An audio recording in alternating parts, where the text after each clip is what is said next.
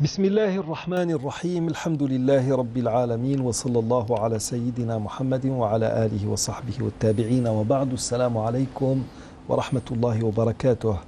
Au-delà du pèlerinage, de la fête du sacrifice, Eid al-Adha, le mois de Dhul Hijjah, à l'image ou à l'exemple des mois de Dhul Qa'da, Muharram et Rajab, est un mois sacré. Ça n'est pas un mois béni, parce que nous entendons par moments dire du mois de Ramadan le mois sacré de Ramadan. Le mois de Ramadan est un mois béni, Mubarak, alors que là nous sommes en train de parler de mois sacré, Shahrun Haram. Pour parler de la symbolique de ces mois sacrés, dont fait partie Dhul Hijjah, qui est le mois du pèlerinage, nous avons avec nous aujourd'hui Dr Bardouane et Monsieur Boujnoun, deux habitués de cette émission. Alors, je commencerai par vous, Dr Bardouane. Qu'est-ce qu'un mois sacré, tout d'abord? Il faut savoir que l'islam, par sa venue avec le message prophétique à Sayyidina Mohammed alayhi salam, n'a pas balayé toute une histoire civilisationnelle dont était dépositrice la péninsule arabique, aussi bien de la part des Arabes dans la période anti-islamique que les communautés qui avaient une religion révélée, telles que les Juifs ou les chrétiens en périphérie de la péninsule. Donc l'islam a hérité d'un certain nombre de données qu'on peut appeler civilisationnelles, entre autres la notion de mois et la notion d'année. Évidemment, dans ces régions, l'année était basée sur un certain nombre de mois lunaires. Les Arabes avaient pour période de respecter un certain nombre de mois où les guerres entre tribus étaient arrêtées pour permettre aussi bien le pèlerinage, parce que le pèlerinage, nous l'avons certainement rappelé dans cette émission, existait déjà dans la période anti-islamique, puisque la Kaaba elle-même a été construite en tant que pierre d'origine par Sayyidina Ibrahim al-Khalil alayhi salam et son fils Ismaïl, à une période très lointaine par rapport à la venue du prophète Mohammed alayhi salam. Les chronologies hébraïques font remonter Sayyidina Ibrahim à 5500 ans aujourd'hui. Je ne sais pas si on peut retenir définitivement ce laps de temps, mais c'est à peu près cela, quelques 1800 ans avant Jésus. Voilà. Donc la Kaaba et la Mecque généralement étaient l'objet de pèlerinage, donc il fallait un minimum de sécurité pour le transport de marchandises, le transport de personnes à travers les déserts. Et par conséquent, il y avait des mois où on respectait des trêves. Il y avait même un cessez-le-feu, si vous voulez. Les narrateurs disent que deux ennemis pouvaient même se rencontrer sans que l'un n'insulte même l'autre. C'est-à-dire qu'il y avait vraiment une trêve. Le problème qui existait à la période anti-islamique, c'est que souvent, lorsque le mois sacré venait en période de pleine fusion de sang et que ça n'arrangeait pas certaines tribus, on faisait ce qu'on appelle en arabe Nassi, le mois intercalaire. On reportait le mois sacré, donc on jouait avec le sacré pour obtenir des bénéfices terre à terre. Et par conséquent, lorsque la révélation s'est faite à Sayyidina Mohammed alayhi salam, donc il a été conforté, donc cette période de 12 mois lunaires qui forment l'année lunaire. Et parmi ces 4 mois, définitivement, les mois sacrés ont été, comme vous venez de le rappeler, ont été délimités sans avoir la possibilité de changer. Et de transposer un mois vers un autre, etc. Vous avez un Rajab qui était isolé par rapport aux 3 autres. C'est le 7e mois. Et les autres sont successifs les uns aux autres. Il vient entre Jumada et Sha'ban. Voilà. Ça, le pèlerinage a été maintenu, puisque c'est le 5e pilier de l'islam. Il a été débarrassé, évidemment, de tous les apports, des scories, comme on le dirait aujourd'hui, tout ce qui a cet agrégat qui a été adjoint par les polythéistes à au phénomène pèlerinage. Il ne faut pas oublier que dans la période anti-islamique, les gens pouvaient faire les circonvolutions autour de la Kaaba complètement nus. Complètement dévêtus. Voilà, et que... C'est justement même après la conquête de la Mecque, ils l'ont fait une année quand même. Nous allons y revenir justement. Et que peut-être aussi les musulmans, donc à la période de la venue de Mohammed ont été gênés peut-être de refaire certains actes qui leur rappelaient la période anti-islamique. Et par exemple, le Coran est venu raffirmer la prépondérance de ces deux endroits tels que Safa ou le Marwa. Et il y en a parmi les signes de la puissance divine et de la rectitude de la religion. Et par conséquent, on n'a pas à se dire pourquoi est-ce que je refais peut-être certains parcours. Donc, il y a toute une symbolique, on y reviendra. L'islam n'est jamais venu pour balayer d'un revers de main tout l'apport civilisationnel des générations passées, y compris celui qui existait dans des religions monothéistes telles que la chrétienté, telles que la religion juive et le judaïsme. Simplement, il est venu pour remettre les gens sur la véritable voie, la voie de la rectitude et la voie de la véritable religion, débarrassée de tous les rajouts si vous voulez, retraits qui se sont faits à travers les âges et de toutes les manifestations qui n'ont rien à voir avec la religion, ou bien la prépondérance qu'ont pris certaines tribus ou certaines familles dans ces tribus, telles que certaines familles dans la tribu de Quraysh, qui avaient en gestion, si vous voulez, par exemple... Qui avait l'intendance de la Kaaba, en ramenant comme c'était un grand centre caravanier. Voilà. Donc il fallait rappeler tout ça, que c'est un dépôt qui doit être mérité, mais qui ne peut pas être définitif. Il ne peut pas être définitif si on n'est pas à la hauteur de cette responsabilité. On doit se plier à la communauté des musulmans qui peut éventuellement nommer quelqu'un d'autre plus apte de le faire. Donc, il y a 12 mois dans l'année lunaire. Cette année lunaire est très importante. Cette année lunaire, si on peut utiliser le terme, est très importante, puisque non seulement le pèlerinage est rythmé par la venue de l'Hijjah, mais vous avez aussi le mois de Ramadan. C'est elle qui régule tout l'acte cultuel. L'acte cultuel est régulé en fonction. N'oublions pas que la zakat, le haoul, c'est-à-dire l'année, c'est pas 365 jours, c'est 355 jours en fonction de l'année. 354, oui. Voilà, 354, 355 jours de l'année lunaire. Par conséquent, il était très important d'abord de conforter cette notion d'année comportant 12 mois, dont 4 sont particulièrement sacrés. Ça ne veut pas dire que dans ces mois sacrés, lorsqu'il y a une agression qui est faite vis-à-vis de gens qui s'estiment être dans leur justice, hein. Et ça s'est vérifié à travers l'histoire des musulmans, ça s'est vérifié à travers l'histoire de l'Algérie. On a le droit de se défendre. On a le droit de se défendre. Oui. Alors, vous avez parlé tout à l'heure, M. Boujnoun, du mois reporté. Nassi, Nasa'a Yansa'u, c'est le fait de reporter, de décaler. Parmi les traductions qui ont été données à ce mois en tant que Nassi, c'est le mois intercalaire, parce qu'on venait justement le mettre entre 2 mois, qui étaient généralement, et c'était 2 mois sacrés, qui étaient généralement Dhul Hijjah et Muharram. Parce que bon, les mois sacrés, nous en avons 4.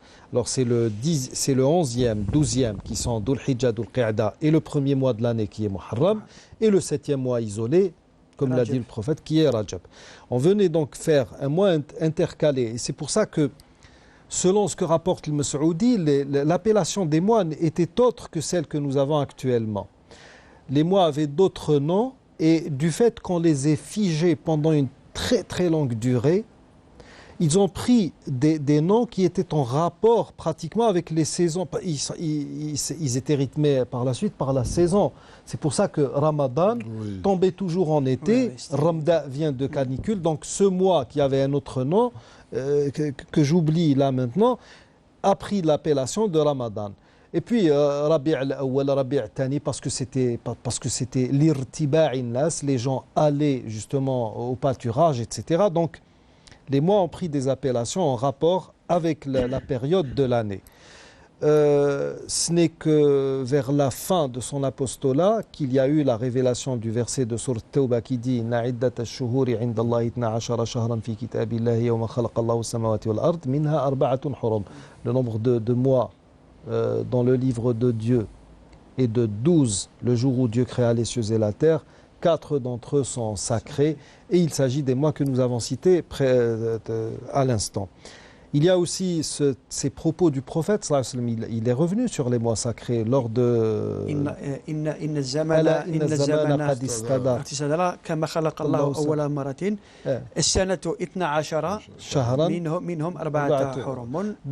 donc, il les a cités. Le cycle, le cours du temps a repris son cycle initial tel que le jour où Dieu a créé les cieux et la terre. Exactement. Là aussi, il y a un point d'histoire que nos amis téléspectateurs devraient avoir en connaissance, c'est que la conquête de la Mecque s'est faite en l'an 8. Et en l'an 8, le prophète n'a fait son pèlerinage qu'en l'an 10. Alors en l'an 9, il a envoyé, c'est Abu Bakr, avec comme directive c'est-à-dire que dorénavant, plus personne ne devait faire le tour autour de la maison sacrée dévêtue et les polythéistes n'avaient pas le droit de pénétrer l'enceinte. Parce qu'il y a eu, les non-musulmans, parce qu'il y a eu justement ce verset de sourate Tawbah toujours, les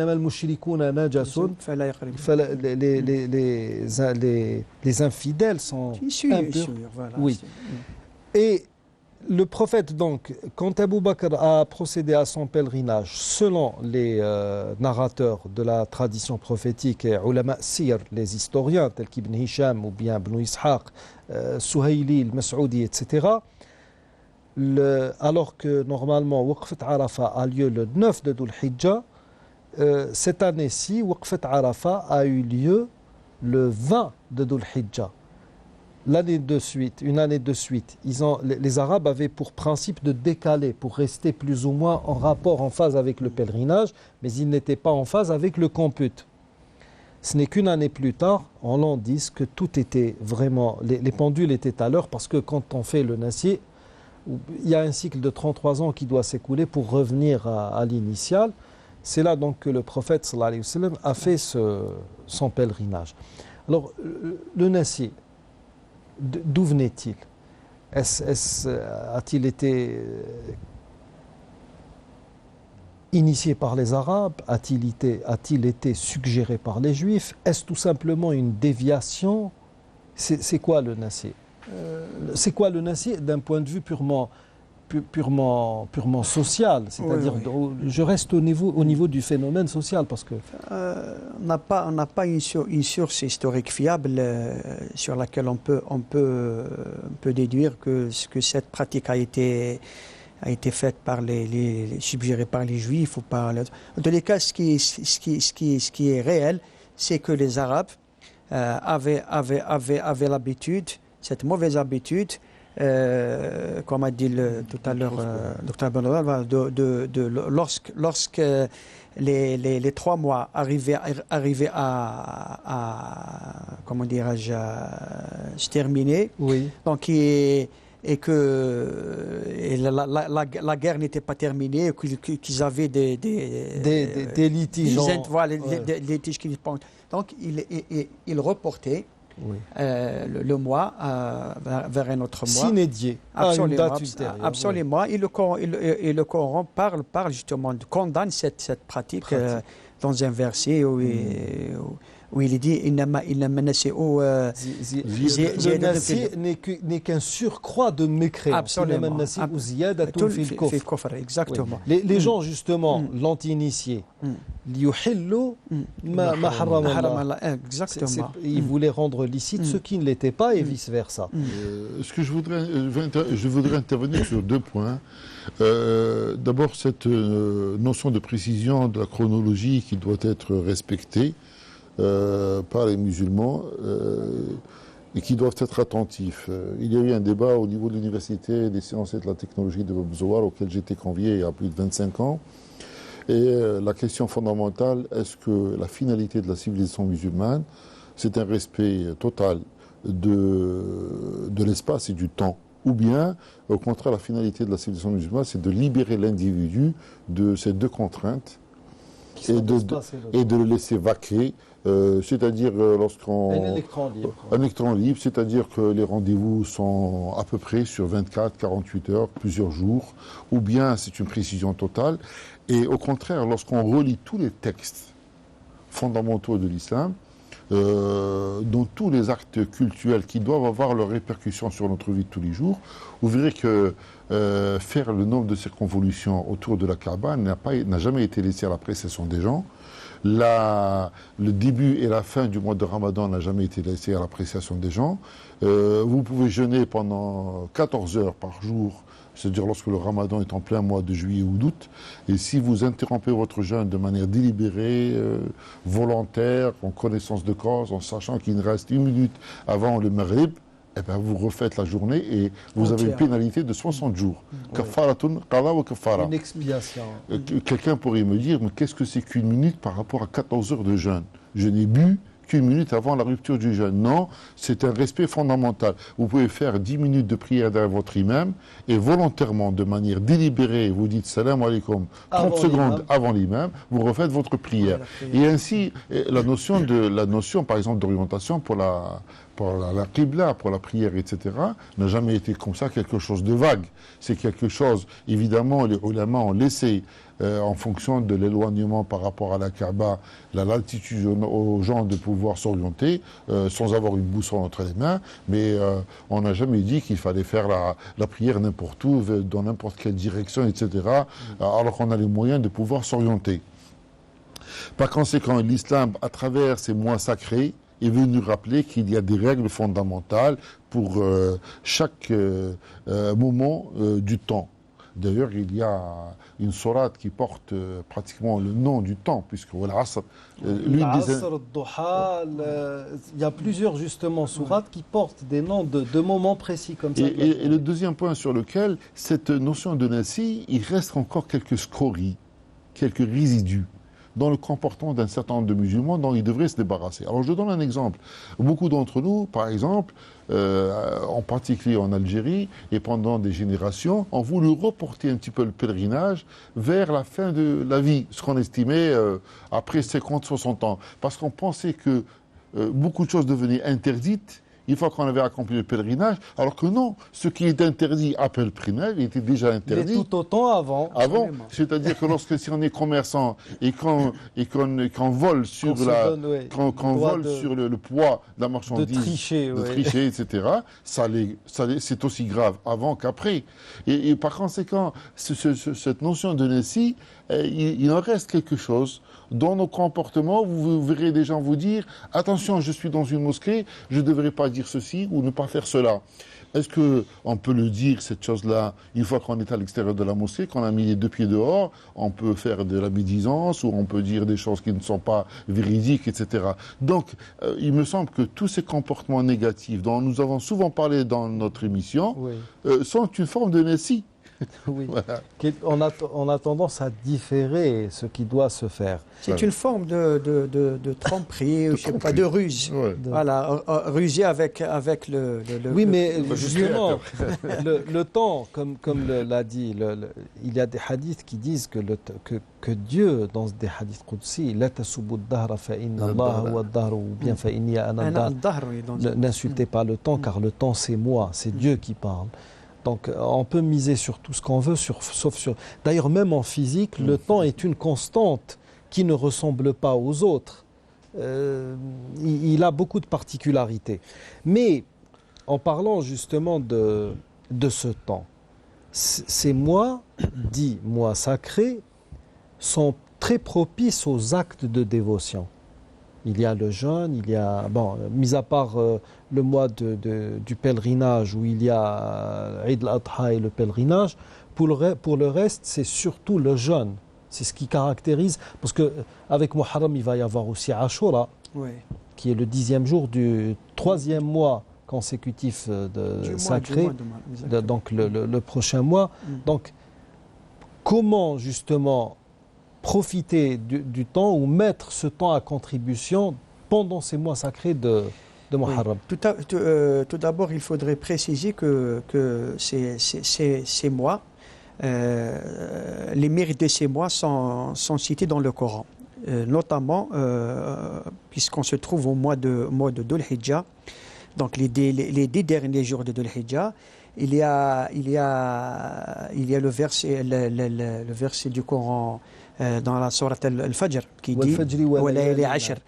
On parle ici des 10 premiers jours. Des 10 premiers jours. Ibn Abbas radiyallahu anhu dit dans son commentaire de ce verset qu'il s'agit des 10 premiers jours de Dhul Hijjah.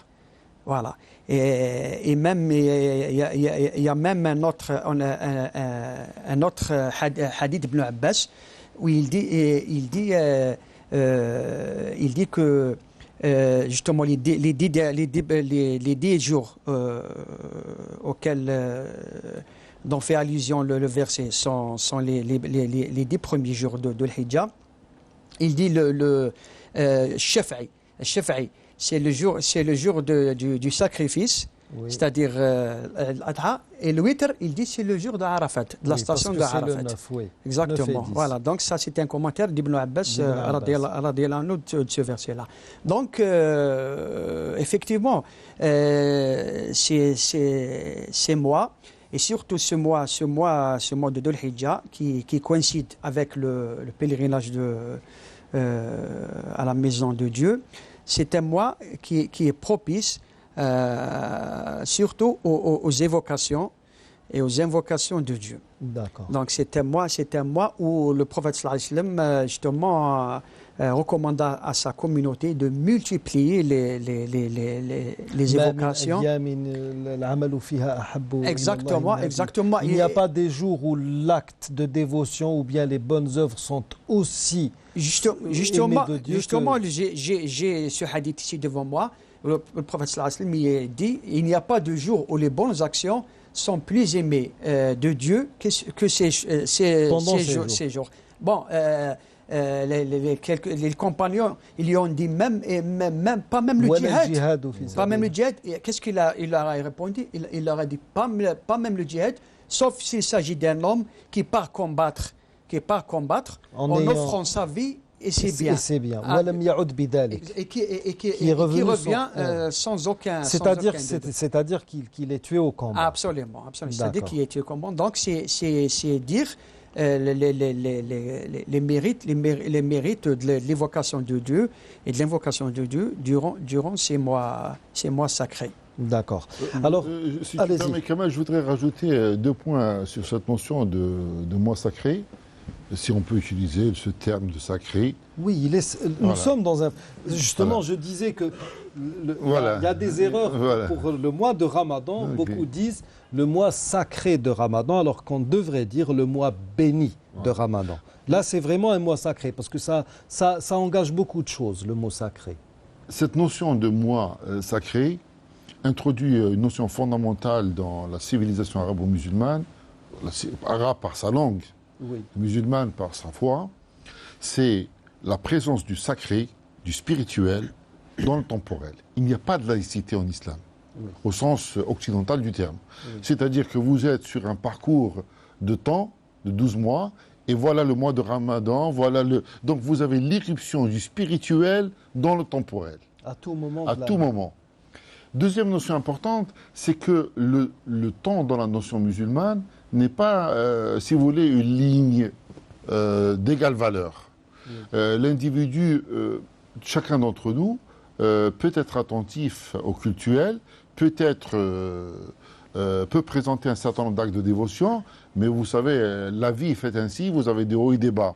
Et vous avez des périodes, vous avez des jours, le vendredi, vous avez des mois, où vous avez la valeur surajoutée à vos actes de piété qui vous permettent de rattraper. Dieu a fait une donation à la communauté du prophète alayhi salam en leur permettant par exemple d'avoir une nuit, Laylat al-Qadr, khayrun min alfi shahr. S'ils se trouvent en état, ça ne veut pas dire qu'ils vont abandonner les actes de piété pendant le reste des nuits et des jours, mais ils ont des occasions particulières. C'est des stations privilégiées. C'est des stations, vous avez des moments dans la journée, vous avez une journée dans la semaine vous avez des mois dans l'année, où vous avez des lieux aussi. Et il y a justement, Voilà. il y a 10 jours de Dhul Hijjah qui ont la préférence pendant tous ces 4 mois sacrés, et ces mêmes 4 mois sacrés sont préférables au reste de l'année. Aux 12 autres mois qui ne contiendraient pas ces cas.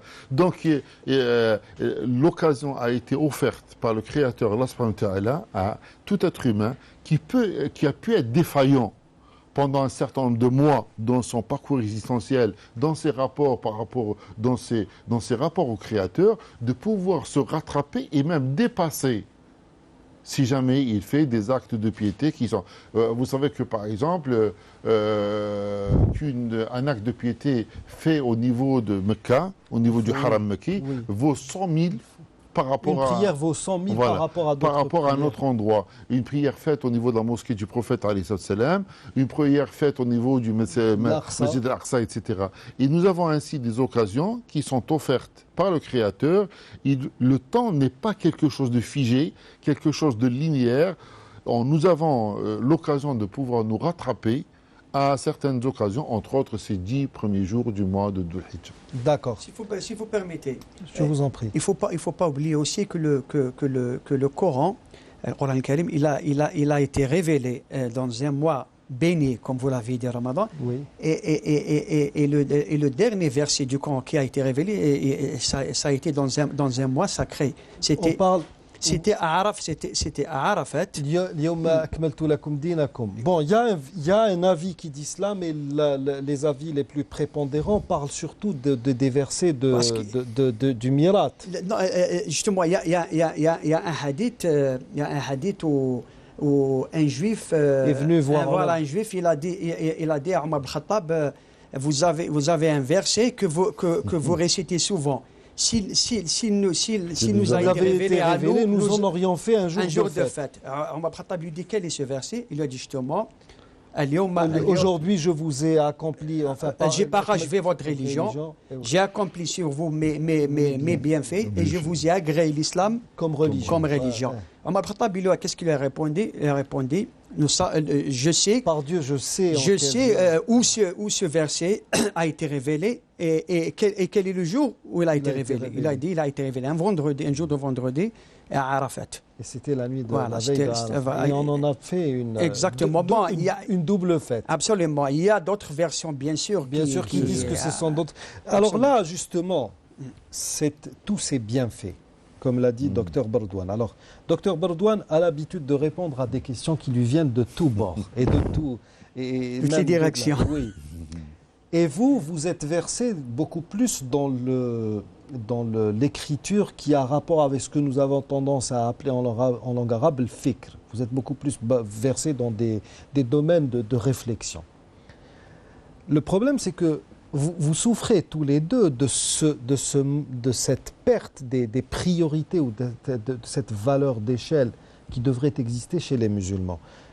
Par exemple, cette année, Waqfat Arafat a coïncidé avec un samedi. Oui. Or, il est bon de jeûner Waqfat Arafat.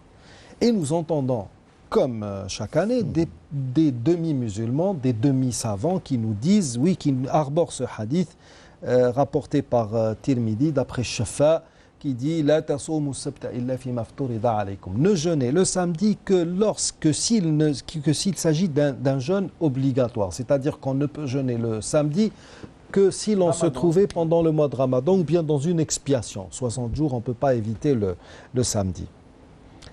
Et viens que je te dise ci, et viens que je te raconte ça, et ne jeûnez pas, et à l'arqabti, et je ne sais quoi. Alors que, bon, nous savons très très bien qu'il y a un autre hadith rapporté par Bukhari, d'après Jouairiya, qui dit que le prophète sallallahu alayhi wa sallam est entré chez elle, elle était à jeun, c'était un vendredi. Tu as jeûné, tu es à jeun, très bien. As-tu jeûné hier, jeudi? Elle a dit non. As-tu l'intention de jeûner demain, c'est-à-dire samedi? Elle a dit non. Il a dit alors, rampe ton jeûne. Elle aurait dit oui pour samedi, le prophète n'aurait rien dit. Ce qui veut dire qu'on a le droit de jeûner le samedi en l'accompagnant soit d'un jour avant, soit d'un jour après. Pourquoi? Parce que le jeûne le samedi était un jour vénéré par les Juifs et nous sommes tenus, musulmans, en vertu de ce hadith qui dit « Distinguez-vous des juifs et des chrétiens » de ne pas vénérer ce jour. Le seul jour auquel nous accordons de l'importance pendant la semaine, c'est le vendredi. Et même ce jour de vendredi, nous ne sommes pas tenus de le jeûner ou de passer à des prières surérogatoires nocturnes spécialement pour cette journée parce que la chose ne nous a pas été édictée par un texte.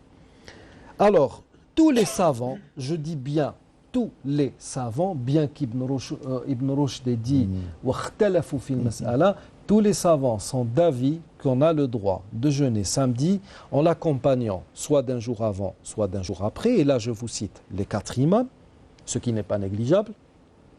Qui pourrais-je ajouter?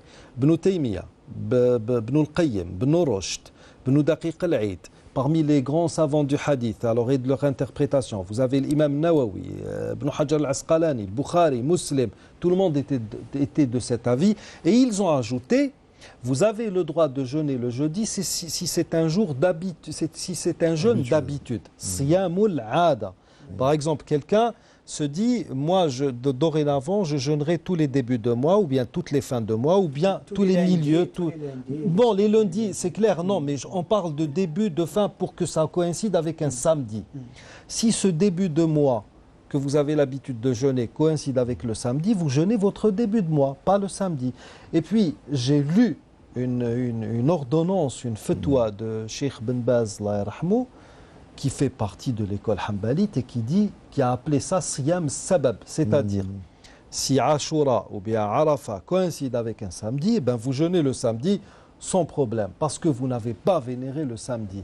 Alors, franchement, premièrement, où est notre nation de l'essentiel qu'elle devrait mettre entre ses yeux et mettre en application? Et puis, que répondez-vous justement à toutes ces questions qui font dans le...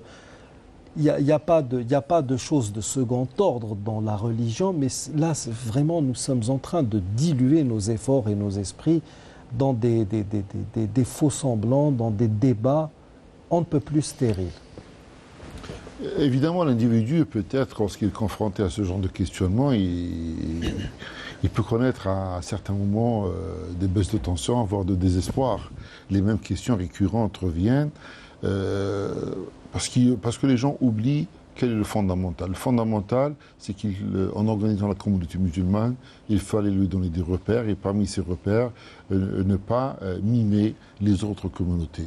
Et si les autres communautés avaient une symbolique particulière pour la journée du samedi, qui était réservée. Mais ça ne veut pas dire, par ailleurs, que cette communauté, si elle respectait ses parents, que la communauté musulmane ne devait pas respecter ses parents. Les juifs jeûnaient à Ashura, nous le jeûnons, parce que c'est vraiment un jour qui a marqué d'une pierre blanche, quoi. Mais je crois que pour répondre à ça, il y a deux notions importantes qui, évidemment, c'est l'expérience qui nous fait dire ça. Nous avons, en tous les cas, personnellement, et je pense que c'est le cas aussi pour vous, Dieu nous a donné cette faveur immense d'avoir des maîtres qui nous ont accompagnés dans notre formation et qui restent encore présents. Oui. Parce que même si nous avons atteint un certain âge, nous avons besoin... Vous restez toujours disciples. Nous sommes toujours disciples et on peut être toujours mis dans l'erreur. Il y a tellement de manières d'interpréter les choses, il y a tellement de voix que s'il n'y avait pas un maître qui vous guide en vous disant attention, ne mets pas tes pieds ici, dis ceci, fais cela, etc. Donc malheureusement aujourd'hui dans le communauté musulmane, la majorité des gens n'ont pas fait un apprentissage d'école. Ils ont pris à droite, ils ont pris à gauche, ils entendent ceci, ils entendent ça. Voilà. Donc ils n'ont pas une démarche rigoureuse. Parce que s'ils avaient une démarche rigoureuse, d'abord ils ne se poseraient pas ce genre de questions, parce qu'elles seraient évacuées déjà à la base. Et puis d'autre part, ils auraient des réponses et que s'ils arrivent à un niveau scientifique tel qu'ils peuvent faire école eux-mêmes, à ce moment-là, ils peuvent donner des interprétations par eux-mêmes et servir de maître à d'autres. Malheureusement, d'abord, les gens n'ont pas cette formation. Ils prennent à droite et à gauche, et puis il y a un deuxième problème qui devrait intéresser nos psychologues, nos sociologues et nos pédagogues, etc. Parce que j'ai l'impression aussi qu'au niveau de l'école, le même phénomène se reproduit. on n'a pas su donner la capacité aux gens d'entendre et de faire effort de réflexion pour savoir ce qui est rationnellement acceptable en fonction des textes fondamentaux de la religion. Oui. Il y a une émission dans cette chaîne de télévision qui s'appelle Halla Sa'alou. Oui. Quelle est la base de ce hadith? Ce sont des gens qui sont partis en expédition avec un chef et qui leur a demandé à un moment donné de faire quelque chose.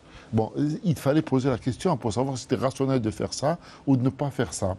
Oui, c'est la personne qui s'est blessée. Les gens les gens que vous citez maintenant. Est-ce qu'il pouvait prendre une douche Est-ce qu'il pouvait faire ces grandes ablutions? Est-ce qu'il pouvait se dispenser de prendre une douche? Voilà, exactement.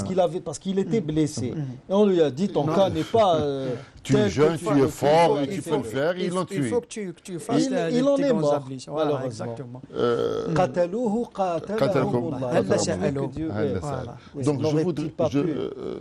je suis arrivé à la conviction qu'une majorité de gens maintenant, vous avez beau leur expliquer 10 000 fois la même chose, donner tous les arguments que vous voulez, ils ne sont pas prêts d'écouter plus que 3 ou 4 personnes.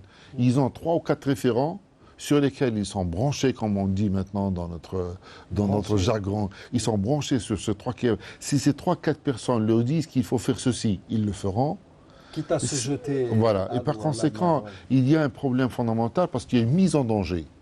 Et c'est réel, il y a une mise en danger de la communauté musulmane si nous n'avons plus cette capacité de pouvoir, en fonction de nos textes fondamentaux, de ce que nous connaissons après 14 siècles d'efforts intellectuels, de pouvoir dire, voilà ce qui a été dit par le prophète alayhi salam, voilà comment les gens l'ont compris, voilà comment les différentes écoles ont décortiqué ça, voilà qu'à un moment donné, j'ai pu prendre cette position parce que ça me semblait, mais maintenant j'ai fait d'autres lectures, etc. Maintenant, les gens ont de moins en moins ces capacités de pouvoir. Si quelqu'un leur dit, écoutez, la musique est interdite dans sa globalité. Et ils vont se renier 10 ans après, parce que la même personne leur aura dit au bout de 10 ans après, toutes les musiques sont autorisées. Oui. Parce qu'ils n'ont pas une démarche intellectuelle qui leur permette de pouvoir appréhender la signification des textes qui leur sont arrivés, pour leur dire, voilà ce qu'il faut comprendre de ce texte prophétique, de ce qu'il ne faut pas comprendre, de ce qu'il faut... Et les gens maintenant, beaucoup de gens, ils reposent la même question parce qu'ils sont dans l'incapacité. D'abord, ils n'ont pas eu cette formation. Et puis d'autre part, ils ne sont pas prêts de l'écouter de votre bouche. Ils ne vont l'écouter que si elle vient via telle personne, telle personne. Cette même bouche qui a prononcé tel. Oui, mais le problème, c'est que, voilà, sur cette question précise, moi je défie qui que ce soit. De par la formation que j'ai eue, et puis aussi de par... Nous avons deux hadiths, et il n'y a pas lieu de procéder à une règle de préférence, قاعدة من قواعد الترجيح, alors que la compilation est de mise. الجمع بين الحديثين أولى. D'autant plus que ce hadith qu'on prend comme argument, il a été décrété abrogé par certains, bien qu'il n'y a pas rien ne permet de confirmer cela, parce que nous ne savons pas lequel des deux hadiths a été dit avant l'autre, mais nous avons un hadith de Bukhari qui jouit de beaucoup plus de puissance. L'imam Malik disait de ce hadith qui dit la tasumu sabta, ne jeûnez le samedi que s'il s'agit d'un jeûne obligatoire, il a dit hada hadithun himsi. C'est-à-dire qu'il l'a carrément qualifié de faux, de mensonger. Mais bon, il a été établi que c'est un hadith authentique, sa transmission a été vérifiée. Et puis, même sur le plan technique, il y a matière à argumenter l'avis que je viens de donner. C'est-à-dire qu'on a le droit de jeûner, et tous les savants l'ont dit, tous, sans exception. Je ne connais pas à ce jour, mis à part Cheikh Nasruddin al-Albani, Allah yarhamou, qui a dit le contraire. Il a préféré opter pour une règle de qa'ida min qawa'id tarjih, une règle de préférence qui dit que l'interdit prime sur ce qui est autorisé. Al-hadru muqaddamun ala al-amr. Et là, il se contredit dans beaucoup d'autres questions. Allah yarhamou ala kulli hal. C'était son avis. Je le respecte. À la limite, si vous n'avez pas envie de jeûner, ne le jeûnez pas, mais ne jetez pas ce poison qui est la polémique qui ne cesse de miner la nation musulmane. Et comme le disait donc Dr Bardouane, ces personnes-là ne sont prédisposé qu'à écouter un seul son de cloche ou bien une seule source. Mais le problème, c'est que, vous l'avez remarqué comme moi, ces mêmes gens qui faisaient office de référence, au bout d'un certain nombre d'années, on a entendu ces mêmes personnes dire « Ah, un tel, ne l'écoutez plus. Ce ne sont plus des références. » Alors, qu'est-ce qui est en train de se produire dans cette nation? On est en train de monter, d'ériger des symboles, les détruire. C'est un travail de sape, c'est pour jeter le discrédit sur tout ce qui a trait à l'islam. C'est quoi? Moi, avant cela, justement, moi, je pense qu'on est en train de vivre la même période qu'avait vécu Mohamed Ghazali, rahimahullah, lorsqu'il a écrit son Ihya Ulumuddin. Oui. C'est une période où l'aspect littéral et de l'islam de la foi, légaliste à outrance. il est en train de prendre le pas sur l'aspect spirituel, l'approfondissement de la foi, l'introspection. Donc, malheureusement, pour beaucoup de musulmans, l'islam est devenu un ensemble de pratiquement d'interdits, de gestes, d'interdits, alors que l'essentiel est oublié au profit de l'accessoire. Excusez-moi. Bien qu'il n'y ait pas d'accessoire. Absolument, bien qu'il n'y ait pas, mais en islam, il y a bien sûr... La médiocrité est telle que certaines choses de valeur deviennent carrément accessoires. Exactement. Justement, voilà, donc Abu Hamid Ghazali, il a remarqué aussi à son époque que les gens vivaient aussi là. Donc il a écrit son célèbre Ihya Ulumuddin pour leur dire, écoutez, l'islam, la foi, c'est avant tout une introspection de la foi, l'islam. C'est approfondir sa foi, c'est vivre sa foi, la vivre avec dévotion, avec dévouement à Dieu, sentir la présence de Dieu dans sa vie quotidienne, etc. Oui. Mais malheureusement, l'islam est devenu un ensemble de gestes mécaniques. On insiste plus sur l'habillement que sur son comportement moral et spirituel quotidien, et aussi comme vous venez de le dire, on s'attache à des hommes, et plus qu'on s'attache au texte. Oui. Maintenant, l'islam, je regrette l'islam. L'islam, c'est pas des personnes. L'islam, avant tout, c'est des textes. Et puis, même pour les personnes qui ont interprété le Coran et la Sunna, il y a heureusement, et c'est un avantage pour nous, il y a absolument, il y a une multitude d'avis, aussi véridiques les uns que les autres. Et c'est aux musulmans de choisir l'avis qui lui sied le mieux, sans essayer de forcer de minimiser l'autre, ou de forcer les autres à suivre son avis ou l'avis qu'il a choisi lui-même. Voilà. Si tout le monde se comporte de cette façon-là, à ma foi, j'imagine que notre pratique de l'islam ne se portera que mieux. Inch'Allah. Voilà. Alors, Ibn Rushd a dit une fois, les compagnons du prophète se sont divergés.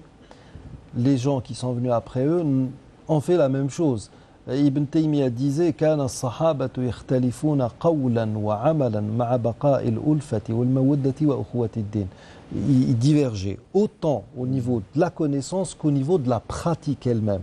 C'est-à-dire qu'ils n'avaient pas les mêmes pratiques religieuses.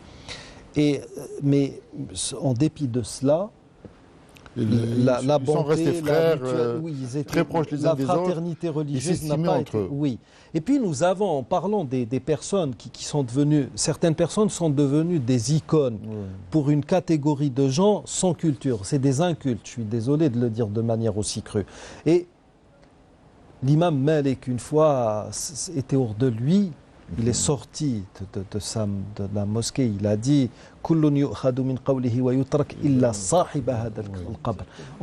chacun est susceptible de dire vrai ou de dire faux, sauf le propriétaire de cette tombe. Il est infaillible. Le prophète sallallahu alayhi wa sallam était infaillible ou même impeccable, c'est-à-dire qu'il Dieu l'a préservé de l'erreur. Et je crois, problème... si tu permets, c'est Kamal.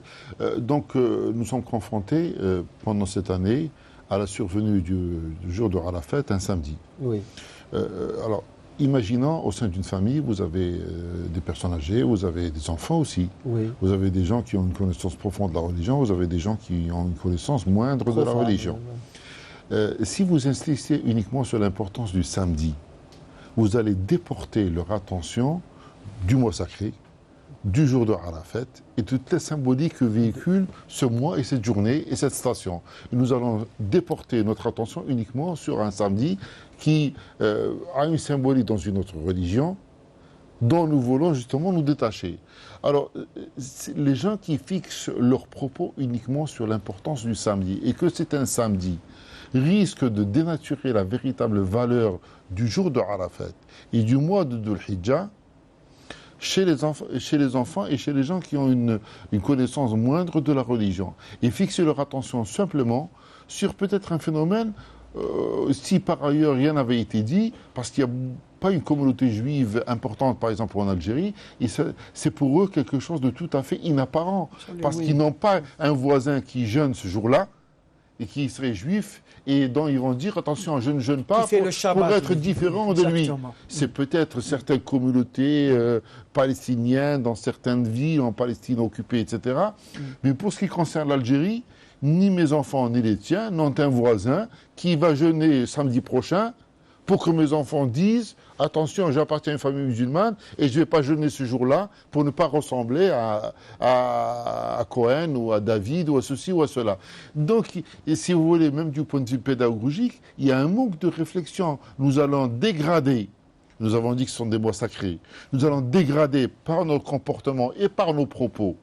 Oui. Par nos propos. Alors, vous avez cité... Certains font même preuve de violence verbale en disant « Anta mubtadi', tu es un innovateur ». Alors que nous sommes dans un mois où on est censé... Les Arabes païens de l'ère pré-islamique, alors qu'ils étaient en guerre un jour avant le début du mois, à la limite, ils ne se disaient pas mot. C'est-à-dire qu'il y a même la violence... Et c'est tout acte d'hostilité. Même la violence verbale n'était pas admise avant la venue de l'islam. Alors que nous avons là des pseudo-frères qui nous disent « vous êtes des innovateurs ». Et le problème, c'est que si moi, je suis innovateur. Donc avec moi, tu as les 4 imams, Ibn Taymiyyah, Ibn al-Qayyim, Ibn Daqiq, etc. Mais si je ne le suis pas, si quelqu'un dit à quelqu'un, tu es un abjuré, ou bien tu es un hypocrite, et par aussi, par analogie, anta mubtadi', tu es un innovateur, si l'autre ne l'est pas, c'est celui. Les propos reviennent sur celui qui les a lancés. Oui. Donc c'est vraiment grave. Et là, le problème, c'est que actuellement, au même titre que nous sommes en train d'occulter tout ce qui devrait avoir la primauté, nous avons occulté, par exemple, Ramadan, pour le mois de Ramadan. Nous passons notre temps à nous lamenter sur le début et la fin de Ramadan. Tout le monde vous dira, oui, la nation, elle est complètement éclatée, on ne jeûne pas le même jour, on ne fête pas l'Eid le même jour, mais mine de rien, que vous le vouliez ou non, et de Tanger à Jakarta, vous avez au moins 28 ou 27 jours, on va dire 26 jours, où vous allez tous être vraiment plein pied dans Ramadan. Et elle vous a servi à quoi cette unité? Est-ce qu'elle a transcendé quoi que ce soit? Ça, c'est vraiment un problème. Absolument. Par quoi faut-il commencer? Le même phénomène ne se retrouve pas uniquement dans les sciences religieuses. Oui. Je suis médecin par ailleurs et nous apprenons à nos élèves que lorsque vous prenez en charge quelqu'un, c'est vrai qu'il y a l'aspect immédiat pour lequel il est venu, mais il faut l'appréhender en totalité, dans sa globalité en tant qu'individu.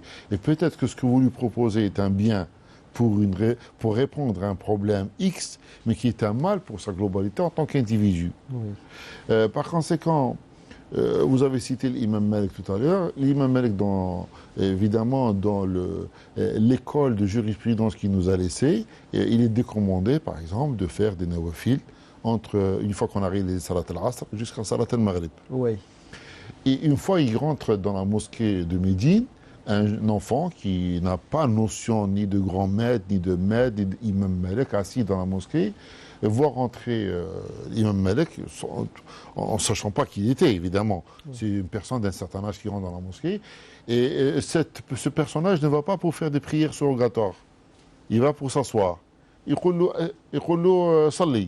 va lui demander, en tant qu'enfant, de faire les deux rak'at de salutation de la mosquée. Il n'a pas notion ni d'école de jurisprudence, ni de détails de fiqh, etc. Et le grand maître s'exécute. Il fait deux génuflexions. Pour ne pas gêner la personne. Lorsqu'on lui pose la question, mais tu nous as toujours enseigné qu'il ne fallait pas faire ça. Après l'Asr. Après l'Asr jusqu'à le conformément à un hadith. Oui. Hein. Et là, sur injonction d'un enfant, tu l'exécutes. Il a dit, je n'ai pas voulu être en infraction avec une ayah générale. Et puis il y a un aspect pédagogique vis-à-vis de cet enfant. Non, l'enfant l'a dit, parce qu'il s'est basé sur un hadith. La yajlisanna ahadukum. Si quelqu'un entre, que nul d'entre vous ne s'assit s'il rentre dans une mosquée avant d'avoir accompli deux génuflexions. Et le hadith de Malik dit, Nahana, le prophète nous a ordonné de ne pas faire ces prières après le Fajr et l'Asr. Et là, le problème, c'est que l'imam Malik a agi par préférence. Al-hadru muqaddamun ala al-amr. Et si nos frères ont agi par préférence concernant justement hadith sabt, ils devraient faire des prières après. Ils ne devraient pas faire de prières après l'Asr, alors que le font. Alors, voilà. Parce que donc il y a un certain nombre d'incohérences. Il ne nous reste qu'une minute. Moi, je pense que nos ancêtres étaient plus tolérants que nous. Oui. Vous entrez à la mosquée des Omeyyades, vous trouvez les quatre écoles. Absolument, les 4 écoles. C'est aussi le cas en Turquie, dans d'autres mosquées. Ce qui veut dire que les 4 écoles enseignent dans la même mosquée. Oui. Et chaque maître d'école avait sa propre chair. Ses disciples, et tout le monde espérons que cet âge d'or de l'islam revienne, ou bien espérons tout court que Dieu fasse que nous puissions vivre, ne serait-ce qu'une seule journée dans ce type de situation. D'ici là, amis auditeurs, je vous dis astawdi'ukumullah alladhi la tadi'u wada'i'ahu. Assalamu alaykum wa rahmatullahi wa barakatuh.